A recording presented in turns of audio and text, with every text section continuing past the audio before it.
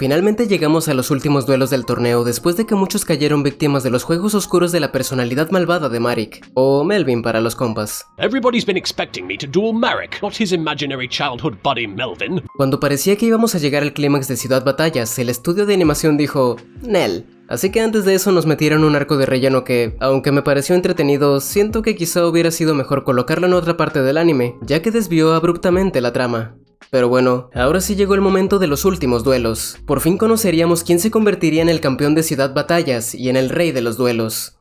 Nuestros protagonistas estuvieron volando un tiempo en el dirigible de Kaiba Corporation para llegar a este destino, el cual es la isla Alcatraz. Este lugar era utilizado antes por Gozaburo con fines militares, pero cuando Zeto se hizo dueño de la compañía decidió construir sobre sus ruinas la llamada Duel Tower, o Torre de Duelo, como una forma de demostrar que había superado a Gozaburo y que destruiría todo lo que quedaba de su legado. Una vez que llegan es muy interesante cómo deciden el orden de los últimos encuentros, ya que no lo hicieron al azar como en los que vimos anteriormente, sino que los 4 finalistas tendrían un duelo al estilo Battle Royale, es decir, de todos contra todos, y el resultado de este es lo que decidiría quién se enfrentaría a quién. Para esto se decide que los 2 primeros participantes cuyos puntos de vida caigan a 0 se enfrentarían en la primera ronda de las semifinales, mientras que los que quedaran en pie lo harían en la segunda. Como quizá era de esperarse, gracias a esta regla todos deciden su propio objetivo. Kaiba y Marik quieren tener un duelo con Yugi, Yonouchi quiere enfrentarse a Marik para salvar a Mai, y Yugi al principio quiere tener su duelo prometido con Yonouchi, pero al final cambia de parecer al darse cuenta de las intenciones de su amigo. La verdad este formato me encantó, porque al ser un duelo en el que participaban 4 personas nunca se estaba a salvo, ya que si en algún momento todos decidían atacar a un solo objetivo, sería casi seguro que perdería por la desventaja numérica. Al final lo que termina sucediendo es que Marik pierde primero gracias a una de las jugadas de Yonouchi, mientras que este último se deja perder después para poder enfrentarlo, quedando así decididos los duelos, siendo estos primero Marik contra Yonouchi, mientras que la segunda semifinal sería Kaiba contra Yugi. Oh my god, esto va a ser épico, papus. El primer duelo, es decir, el de Melvin contra el Oye pero qué rico, me impresionó. No me cansaré de decirlo, el desarrollo de Yonouchi durante Ciudad Batallas fue enorme. Pasó de ni siquiera conocer bien las reglas del torneo y hacer tonterías durante los duelos, a realmente ser un gran duelista que se lo piensa bastante al momento de hacer estrategias, y eso podemos verlo reflejado en la primera de las semifinales. Para empezar, como es costumbre en los duelos de Yonouchi, siempre tiene que pasar algo que lo deje en desventaja o que le afecte de alguna manera, y en este caso fue lo que ya se veía venir, que la personalidad malvada de Marik convirtió el encuentro en un juego oscuro, el cual yo diría que es uno de los más complicados que hemos visto, porque en esta ocasión cada participante estaba unido mediante un hilo a sus monstruos, y si alguno de estos recibía daño, era el blanco de algún efecto, o si era destruido, su dueño recibiría daño real.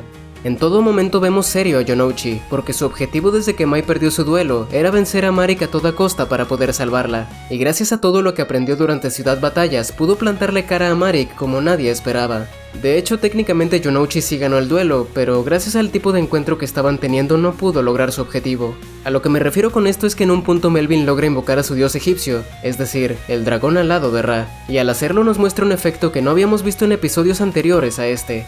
Al principio, como nadie conocía realmente los efectos de Ra, los presentes no estaban demasiado preocupados, ya que contaba con 0 puntos de ataque y defensa al haber sido invocado desde el cementerio usando Monster Reborn, Monstruo Renacido o Renace el Monstruo, como sea que conozcas a esta carta.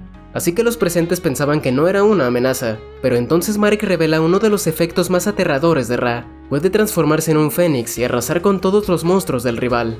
En un duelo normal esto sí podía llegar a ser problemático, pero recordemos que este era un juego oscuro. Esto quiere decir que cada vez que los monstruos de Yonouchi recibían daño, él también lo sentía. Y ese era el objetivo de Marik desde el principio, porque estaba convencido de que cuando su adversario recibiera el ataque moriría al sentir el dolor tan enorme que podía provocar una carta de Dios. Lo que Melvin jamás imaginó es que la gran voluntad de Yonouchi lo mantendría con vida e incluso de pie, aunque a duras penas, por lo que reúne las pocas fuerzas que le quedan para hacer su última jugada, la cual es invocar a Gearfried, pero debido a que el daño era tan inmenso ya no se pudo sostener en pie y termina cayendo al piso y perdiendo el conocimiento, mostrándonos así uno de los mejores duelos que podría haber dado este personaje. Y algo que me agradó después de este suceso fue el hecho de que Kaiba finalmente reconociera la habilidad de Yonouchi, ya que al ver su desempeño en el duelo es que lo comienza a respetar y lo reconoce como un verdadero duelista. Pero a pesar de lo bien que lo hizo, es una lástima que haya perdido por algo más allá de su capacidad o entendimiento, ya que si el duelo no hubiera sido un juego oscuro, Yonouchi hubiera ganado. Sin embargo, en lugar de eso terminó siendo el perdedor y quedando al borde de la muerte. Pobre Yonouchi, entre los tramposos y los juegos oscuros casi nunca pudo tener un duelo normal.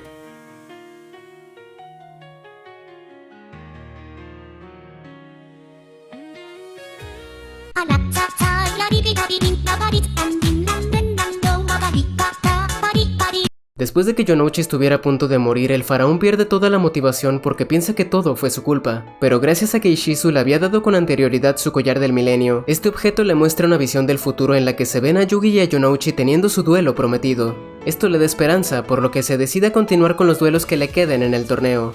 Lo que nos lleva al siguiente encuentro. Kaiba contra Yugi, que resultaría ser uno de los mejores duelos del arco e incluso uno de los más largos, ya que si no me equivoco dura 6 episodios. Antes había mencionado que Seto quería tener un duelo con el prota primero, pero no mencioné por qué. La razón es que al ver que Ra era un monstruo demasiado poderoso, concluyó que la única manera de poder hacerle frente era poseyendo las otras 2 cartas de dioses, así que para esto tendría que vencer a Yugi primero y quedarse con su carta de Osiris. Este duelo fue una absoluta locura, pasó de todo. Todas las jugadas habidas y por haber fueron realizadas aquí por ambos contrincantes. Esto nos hace ver lo excelentes duelistas que son, ya que ninguno se descuidaba y siempre tenían alguna estrategia extra por si el otro tenía algo más planeado. Incluso desde el principio sabíamos que esto iba a ser algo épico porque Kaiba había preparado un escenario que su tecnología proyectaría alrededor de la arena, y este era nada más que un coliseo romano. Con esto, antes de que siquiera roben la primera carta, sabes que estás a punto de ver uno de los mejores duelos del anime. Lo primero que ambos duelistas quieren hacer es invocar a sus dioses egipcios lo más pronto posible, lo cual termina logrando primero Yugi, a lo que Kaiba también lo lograría después de este. Sin embargo, ambos estaban tan igualados en habilidad que incluso sus cartas de dioses llegan a tener los mismos puntos de ataque y terminan peleando así, lo que evidentemente destruye a ambos monstruos y genera una onda expansiva tan tremenda que el cetro del milenio reacciona a dicho evento y les muestra una visión del antiguo Egipto tanto a Yugi como a Kaiba, en la que vemos a sus versiones de aquel entonces teniendo un duelo, o al menos como se solían tener en aquel entonces con unas tablas de piedra. Esta visión nos deja claro que el duelo que están teniendo en la actualidad ya estaba predestinado desde hace 3000 años, y algo que hace aún más poético el significado de esta visión es que después de que vuelven en sí, continúan el duelo y ambos invocan a sus monstruos insignia, es decir, el dragón blanco de ojos azules y el mago oscuro, cumpliendo así también lo que se veía en la tabla de piedra que les había enseñado Ishizu a ambos el día que conoció a cada uno. Algo que no había mencionado y que sucede al mismo tiempo que todo lo que acabo de comentar, es que mientras Yonouchi está inconsciente, sueña con lo que yo interpreto que es el momento en el que participó en el torneo local al inicio de todo el anime, cuando el abuelo de Yugi lo entrenó, aunque igual dándose a entender que lo que está pasando no es del todo real. Lo que yo interpreto con esto es que los duelos representan que literalmente está luchando por su vida al tener esos encuentros, y así encontrando la fortaleza para poder despertar al también apoyarse en sus amigos. También en parte porque Yugi había conseguido invocar al dragón negro de ojos rojos, haciendo que esta conexión también haya sido clave para el despertar de Yonouchi. Después de que finalmente Yonouchi recupera el conocimiento, decide ir a ver el duelo de Yugi, ya que este último se encontraba solo porque todos los demás habían quedado para cuidar a Yonouchi.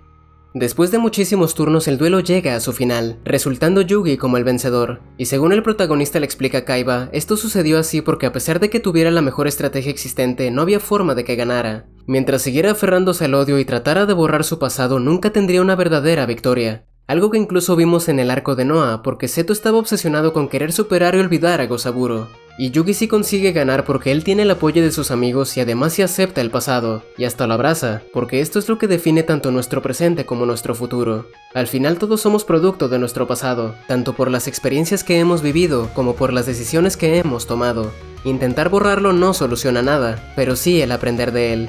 Y gracias a esta victoria es que el prota consigue la carta de Obelisk de parte de Kaiba, y de esta manera ahora tendría más posibilidades de vencer a Marik en la final.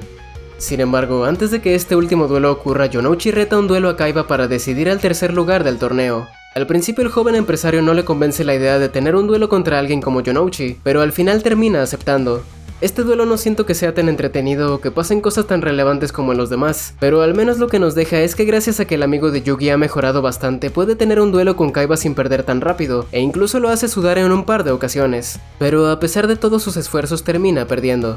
Siento que más que nada lo importante es lo que sucede al mismo tiempo y después del duelo. Esto primero es que el Marik original controla el cuerpo de Anzu y está dispuesto a acabar con Melvin, aunque es el primero quien casi termina muriendo. Sin embargo, Ishizu y Yugi llegan a tiempo para salvarlo, y es aquí cuando Ishizu le pide al prota que salve a su hermano, lo cual acepta hacer, ya que siente que todo lo que está sucediendo es por su culpa. Esto porque si no hubiera sido porque la familia de Marik estaba obligada a proteger las memorias del faraón, ninguna de las tragedias que vimos en Ciudad Batallas hubieran ocurrido.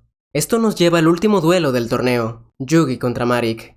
Algo interesante que sucede antes de que empiece el encuentro es que Kaiba estaba decidido a destruir la torre de duelo porque si él no gana el torneo, ya no tenía sentido que siguiera existiendo. Pero Mokuba no está de acuerdo con esto porque se terminó encariñando con todos los demás y no quería que fueran víctimas del odio de su hermano.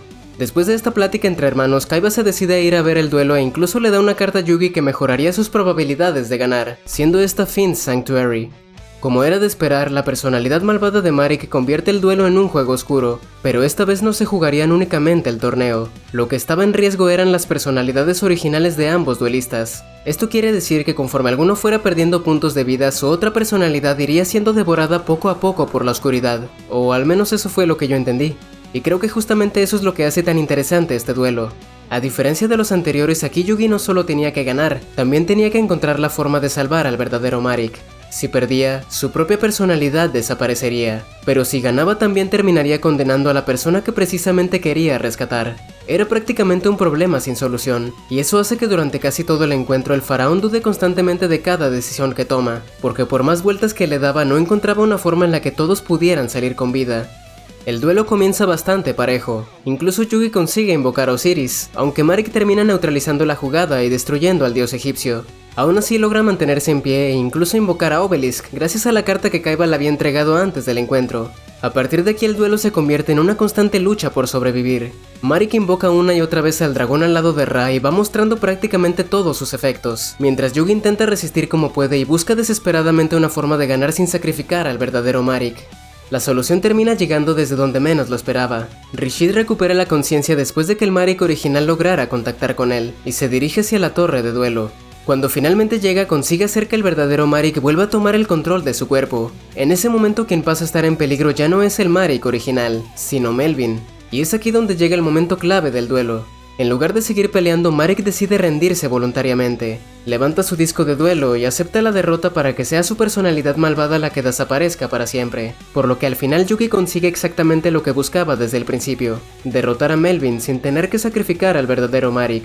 Así concluye el torneo de Ciudad Batallas, con Yugi convirtiéndose en el nuevo rey de los duelos, Mai despertando finalmente y Bakura regresando sano y salvo.